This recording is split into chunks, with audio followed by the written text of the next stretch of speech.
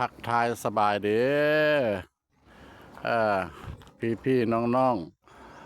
FC เนาะภายในหรือต่างประเทศมื้อนี้เป็นภาพบรรยากาศเนาะยามบ่ายเนาะประมาณ1 โมง1 โมงปลายทางพ่อบ้านพ่อเลาะอะไรได้มาเก็บภาพธรรมชาติเนาะอยู่ที่รีสอร์ทเนาะรีสอร์ทบ้านสวนชื่อมันรีสอร์ทบ้านสวนอยู่ที่บ้านกวนพะวังเด้อเมืองท่าแค่แข็งขมวนมันสิเป็นอะไรสีสวยสดงดงามสำหรับธรรมชาติเนี่ยเนาะไปเบิ่งพอบ้านพะเลาะเลยเนาะไปตาม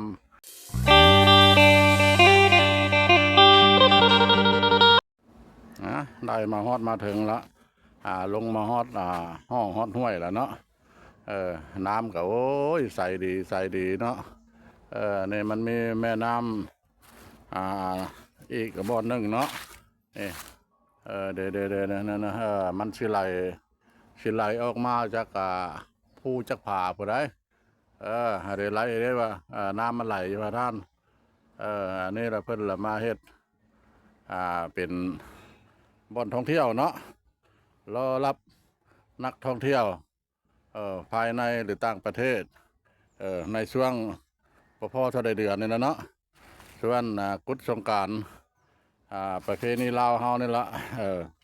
คนในยันบ่มีบ่อนที่นั่งทานประชมเลยอันนี้ละจุดหนึ่งแต่ว่าเรื่องวิวหรือเรื่องธรรมชาติเนาะโอ้ย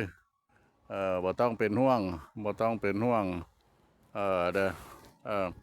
นี่แต่เป็นกระท่อมเพิ่นปลูกเป็นกระท่อมเป็นกระท่อมเด้อเนี่ยคอยบางคนกับมาครอบครัวเนาะมาปูสัตว์ปูหยัง มีอย่างนะอยู่นะกินกับมาพาเดียวอยู่เดียวกินมีห่ม ห่มนี่แหละประเภทว่ายามฤดูร้อนเนาะตอนหน้าไปแล้วมันจะเป็นฤดูร้อนแล้วมาลิ้นอยู่นี่ละมันเป็นห่มไม้ห่มไม้ขม่าประเพณีลาวของเราต้นไม้ขม่าเนี่ยต้นใหญ่มาเด้อต้นมันเนี่ยเด้อท่านผู้ชมเด้อใหญ่น้อยสำใดเนาะมีกระท่อมหลายหลังพอเด้อพอน้ำก็ไหลอยู่บ่ยากบ่เศร้าน้ำใสดีใครยังมากินข้าวป้าเนาะ มาเล่นมาเที่ยวมาได้เด้อบ่ไก่เด้อ ไก่นี่แหละไก่ผางหอมมาไก่ผางหอมมาฮอดบ้านกวนพะวังขึ้นกับบ้านกวนพะวังเด้อแหล่งท่องเที่ยวเนี่ยเด้อทางภาคพื้นก็มีบ่อนแหล่งน้ำแหล่งอย่างมีสวนบ่จะบ่ค่อยว่าเห็นนั่น เพิ่นเฮ็ดขัวไปแล้วคือว่าอยู่พุ่นก็มีบ่อนท่องเที่ยวอีกเสียยันมีปากถ้ำบางอย่างบ่มีนะ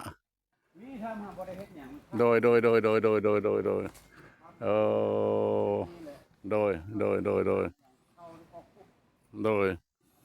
ใครว่าเพิ่นเฮ็ด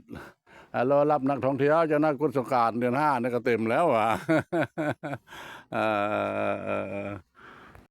นี่แหละอันนี้ละมันเป็นสวนของพ่อแม่ประชาชนเพิ่นเนาะเห็นมันดินป่าว่างเพิ่นแล้วก็เลยมาเฮ็ดสวนเพิ่นปลูก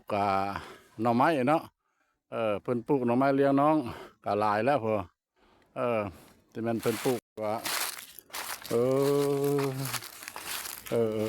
ไหลบ่ได้ไหลอันนี้แหละท่านผู้ชมเอ้ยเนี่ยเปลวมันก็บ่ได้ใหญ่ดอกหากแต่ว่าน้ำเนี่ยมันไหลตลอดไหลออกมาแต่พ้นแล้วเพื่อเนี่ยเด้อเนี่ยภูผาเนี่ยพอสูงสันนั่นแหละมันออกมาจากนี้ไหลลงใส่กระตูนห้วยใหญ่อย่างนั้นอันนี้แหละมันเป็นเปลวเด้อเพื่อนน้องเป็นเปลวปูป่าหน้าเนี่ยมันก็สิมเข้ามาอยู่พี่ละเนี่ยมันไหลอยู่ในท่านผู้ชมมันไหลอยู่เบิ่งน้ำกันเด้อเบิ่งมาแล้วกับบกว้างเนาะแต่ว่าบ่แห้งบกว้างบ่หอมแต่ว่ามันบ่แห้งแล้วก็มีใบอย่างเพิ่นว่าใบบอนนั่นแล้วเนาะใบบอน บ่อนป้าไปบ่อนป้าเนาะคันว่าแล้วก็ธรรมศาสตร์เนาะอยู่ประเทศลาวเฮาอันใดบ่เอาใดคือเป็นดูเฮาบ่ต้องดู เจ้าขึ้นไปเห็นอะไรจักปีแล้วอันนี้เห็นใหม่ๆนี่บ่ หลายปีแล้วนี่ โอ้ปัจ แต่ จุบั ว่าน ขึ้นยามใดก็เห็นยามนั้นน่ะสิเป็นหยังดอก บ่ปัจจุบันนี่ก็ยังเห็นบ่เห็นไหมมาเทื่อหน้า ขึ้นไปได้ก็เห็นนะนี่ บ่เทื่อบัดมาเทื่อหน้าเอาหมู่มาละที่มาเจ้าละเจ้าพาขึ้นไปถ่ายทำลังเทื่อว่าคนต่างประเทศแล้วเขาสนใจเขายังมาเบิ่งมาเที่ยวแล้วเจริญย้อนไดวัดวาอารามถนนหนทางได ร้อยมันยากบ่สิพา แล้วก็ ขึ้นตะพุ่นเนาะเลาะ ขึ้นนี่ นี่เฮาขอโทษเฮาถามเจะชื่ออะไรซะ ชื่อคูณ ฮะ คูณ คุณ อ่ะ โดยอยู่กับตัวบ้านนี่เนาะ บ้านก็วัง เออ แม่นบ้านเกิดบางนอนที่บ้านแม่อยู่นี่ บางชื่อบางเสียงเจ้าก็เสียงปากผู้ไทยนะ คนละคน ได้มาเอาเมียอยู่นี่นะ มีอยู่นี่ อืมนั่นแหละบัดมาเถอะหน้าล่ะ ไปเราเคยเลย27ปีแล้วบ่ ก็สิถามไว้นี่ล่ะบัดมาเถอะหน้าล่ะค่อยสิถามหาอะไรสิให้เจ้าพามาพามาแล้วพาเดี๋ยวก็ไปสำรวจเบิ่ง ขึ้นนี่ สำรวจเบิ่งล่ะเฮาไปถ่ายทำแบบแล้วเฮาก็สิตัดคลิปส่งไป ผู้คนเห็นแล้วเฮานี่ล่ะเป็นวางเลยวางเลิกเด้อวางเลิกวางใหญ่แต่บ่ได้พอน้ำในใส่ฮอนเห็นฮอดป่าชิวป่าขาวลอยอยู่ก็เห็น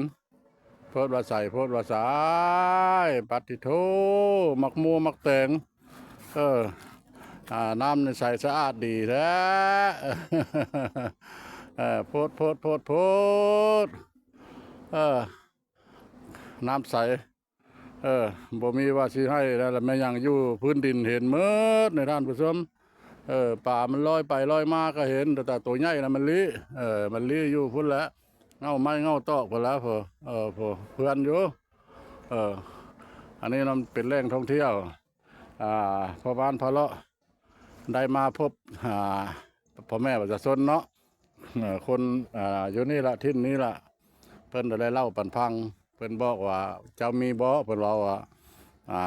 โคมก็ถือว่าไผ่แล้วเนาะไผ่สายไผ่นั่นเฮาละสิพาเข้าถ้ำเพิ่นว่าถ้ำนี่ละเข้าไปลึกพวกและมีประชาชนเห็นพระเป็นพระค